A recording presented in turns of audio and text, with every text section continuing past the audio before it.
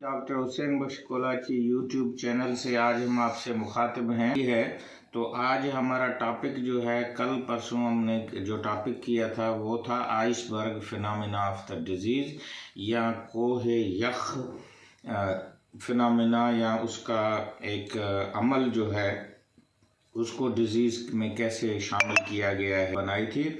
आज भी उससे ही मिलता जुलता है, जिसको हम एपिडेमियोलॉजिकल ट्रायंगल या एपिडेमियोलॉजिकल ट्राइड कहते हैं। ट्राइड का मतलब है जिसको 3 कोने हों, जिसको हम सिंधी में तो टिकुंडो बोलते हैं और उर्दू में इसको तिकोन बोलते हैं। और इसका जो बेस होता है वो बड़ा होता है और इसकी जो टॉप होती है, आपने मिस्र के एहराम तो देखे होंगे या पहाड़ की चोटी तो देखी होगी। पहाड़ नीचे से बहुत बड़ा होता है और जैसे ऊपर चला जाता है तो वो नैरो होता जाता है। तो ये ट्रायंगल जो है वो उसी से लिया गया है। अब ये है कि जो बीमारी के सिलसिले में इसको कैसे अप्लाई किया गया है, ये पब्लिक हेल्थ वालों ने उन्होंने इसको, अब एपिडेमियोलॉजी किसको कहते हैं,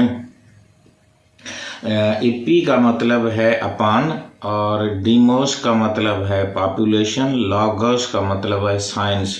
ऐसी चीज़ जो लोगों को ऊपर चढ़ जाए या उनके ऊपर देखने में आए, उसको हम एपिडेमियोलॉजी या उस इल्म को हम एपिडेमियोलॉजी कहते हैं। और जब भी पब्लिक हेल्थ में कोई बीमारी 10% से ज़्यादा हो जाती है तो हम उसको पब्लिक हेल्थ प्रॉब्लम कहते हैं, या किसी हद तक उसको पब्लिक हेल्थ का इशू इसको हम पब्लिक हेल्थ प्रॉब्लम कहते हैं। और इसके 3 होते हैं। जब ये थोड़ा होता है, कुछ केस इधर कुछ केस उधर, तो उसको हम एंडेमिक कहते हैं। उससे भी पहले जो है वो हम उसको स्पोराडिक कहते हैं। स्पोराडिक का मतलब है कहीं पे 1 केस है, कहीं पे 2 केस हैं। एंडेमिक का मतलब है कि वो हर वक्त लोगों में रहती है।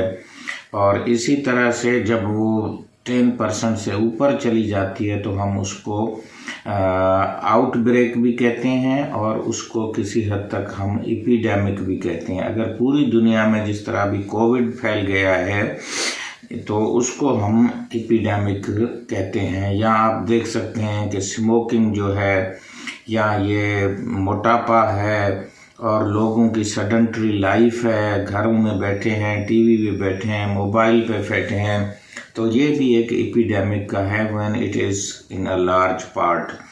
और जब किसी बड़े एरिया में जब ये हो जाती है, किसी एक कॉन्टिनेंट में हो जाए या पूरी दुनिया में हो जाए, तो इसको पैंडेमिक भी हम बोलते हैं, जिसका तजर्बा हमें अभी कोविड से हुआ है। इससे पहले इन्फ्लुएंजा से भी हुआ था और उससे पहले सार्स का, और फिर मिडिल ईस्ट में मर्स का भी हुआ था।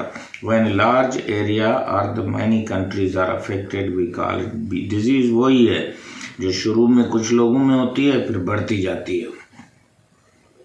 अब आते हैं कि ये एपिडेमियोलॉजिकल ट्रायंगल क्या है। इसके जो बेस है, जो सबसे लंबा है, क्योंकि ये तीनों जो है ये इनकी बराबर लेंथ होती है, सिर्फ डायरेक्शन का फ़र्क होता है। जो टिप की तरफ बढ़ते हैं और बेस जो है इसका, उसको हम कहते हैं एनवायरनमेंट। एनवायरनमेंट का मतलब है कि जो इर्द गिर्द की जो चीज़ें हैं, इसमें एनिमल्स आ जाते हैं, फिज़िकल एनवायरनमेंट आ जाता है, बायोलॉजिकल एनवायरनमेंट आ जाता है, जिसमें इंसान हैं, आपके शहर हैं, गांव हैं, और उसके अलावा आपकी फैक्ट्रियां हैं। ये सारे उस एनवायरनमेंट का हिस्सा हो जाती हैं। और इसी तरह अगर आप देख लें तो हेल्थ केयर भी एक एनवायरनमेंट का हिस्सा जो है वो बन जाता है। अब दूसरा है, एनवायरनमेंट हो गया। दूसरा एंगल जो है, अगर मैं आपको हाथ के इशारे से समझाऊं कि ये जो है वो एक ट्रायंगल का जो है वो साइडें हैं, तो ये अगर एजेंट है तो एजेंट का मतलब है कोई न कोई ऐसा हार्मफुल सब्सटेंस जो आप में फिजियोलॉजिकल डिस्टर्बेंस पैदा कर सकता है, आपकी जो नॉर्मल जो टिश्यूज़ हैं उनको इंजर्ड कर सकता है, आपके ब्लड को मुतासर कर सकता है, आपके किसी जो आर्गन है उसको मुतासर कर सकता है। जिस तरह नमूनिया है वो लंग्स को मुतासर करती है। तो मोस्टली इनको माइक्रोब्स कहते हैं, जो कि खुर्दबीनी के अंदर हम देखते हैं, ज़ाहिरी वो देखने में नहीं आते हैं, तो वो हो जाते हैं एजेंट।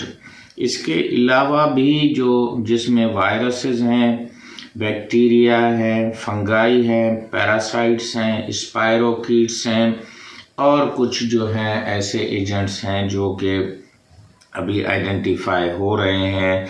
और इसके अलावा भी अगर आप उसको देख लें तो जो एजेंट्स में आ जाते हैं वो आपके सोशो इकोनॉमिक एटमॉस्फेयर है, जिसमें अगर आपके घर जो हैं उसमें वेंटिलेशन नहीं है, ओवर क्राउडिंग है, आपकी न्यूट्रिशन ठीक नहीं है, आपका सीवरेज सिस्टम जो है वो सही नहीं है, तो ये सारे भी किसी हद तक एनवायरनमेंट और एजेंट का किरदार जो है वो अदा करना शुरू कर देते हैं।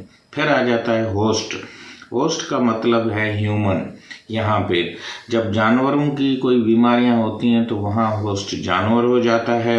और मोस्टली जो डिजीज़ जानवरों में इंसानों में आती हैं उनको हम ज़ूनोटिक डिजीज़ कहते हैं, जिसका बड़ा मिसाल जो है वो हमारे पास टिटेनस है, जो कि जानवरों के जो फजला होता है उससे ज़मीन में जाता है और वहाँ ये जरासीम जो है क्लास्ट्रीडियम टिटेनाई जो है वो फैलता है और फिर जब भी वो ज़ख़म में या चमड़ी के अंदर जाता है और वहाँ ऑक्सीजन कम होती है तो ये ज़ख़म जो है वो ज़्यादा बढ़ता है और इंसान को झटके लगना शुरू कर दे। इसी तरह रेबीज़ हमारे सामने है, कुत्ते की जो बीमारी है वो असल में कुत्ते को होती है, फिर जब वो पागल होता है, काटता है, तो वही वायरस जिसको रेबीज़ वायरस हम कहते हैं, तो वो वायरस उसकी शक्ल भी एक बुलेट शेप होती है, तो वो भी इंसानों तक आता है और वही डिज़ीज़ जो जानवरों में होती है वो यहाँ पे हो जाती है। इस तरह से आप अगर देख लें तो जो ह्यूमन है उसकी एज को आप देख लें, छोटे बच्चों को आप देखेंगे तो उनमें ज़्यादातर इम्यूनिटी नहीं होती है, तो नमूनिया, डायरिया, ये चीज़ें उनको ज़्यादा अफेक्ट करती हैं। उनको ज़्यादा न्यूट्रिशन चाहिए, ज़्यादा आराम चाहिए और ज़्यादा हाइजेनिक कंडीशन चाहिए। तो आप देखेंगे कि अगर आपने उन बच्चों की जो है वो पैदाइश के वक्त में माँ और बच्चे की सफाई का हाथ धोए नहीं हैं, साफ़ नहीं किए हैं और सफाई के साथ नहीं किया है, तो वही इन्फेक्शन जो है वो एजेंट को होस्ट के तौर पे मदर को भी हो जाएगा, बच्चे को भी हो जाएगा। और इसी तरह से आप अगर देख लेंगे तो उसमें ज़्यादातर जो चीज़ें हैं, एज है, आपका जेंडर है, मर्द हैं, औरत हैं, मर्दों को ज़्यादातर हेल्थ की फैसिलिटी ज़्यादा होती हैं।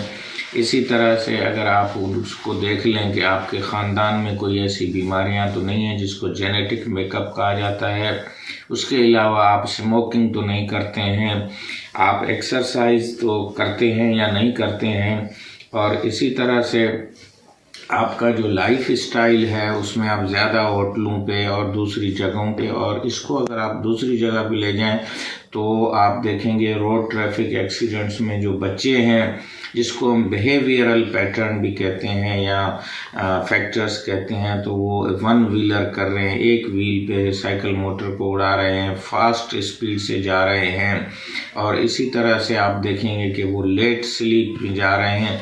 और बहुत सारे बच्चे अभी जो हैं वो स्मोकिंग और जिसको सिनो कह रहे हैं और पाइप कह रहे हैं या जिसको शीशा कह रहे हैं उसके आदी हो रहे हैं, इवन आपके मोबाइल के जो हैं वो आदी हो रहे हैं।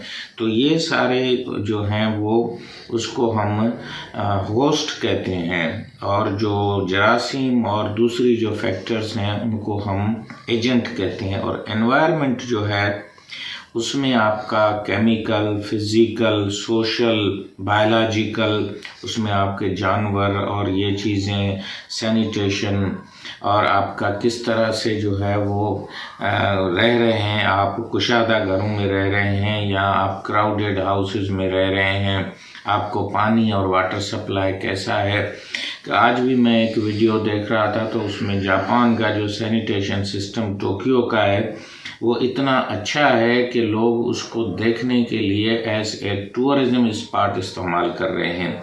बदबू तो छोड़ें लेकिन उसको ब्यूटीफुल बनाया गया है। इसी तरह ट्रैफिक का निज़ाम है। उम्मीद है कि आज की वीडियो आपको पसंद आई होगी और हमने एपिडेमियोलॉजिकल ट्रायंगल को एक्सप्लेन किया है। डॉक्टर हुसैन बशकोलाची यूट्यूब चैनल को सब्सक्राइब करें और इसमें जो ज़्यादा सवाल हमारे पास आएगा वो होगा कि explain epidemiological triangle with example, तो मैंने बहुत सारे दे दिए हैं।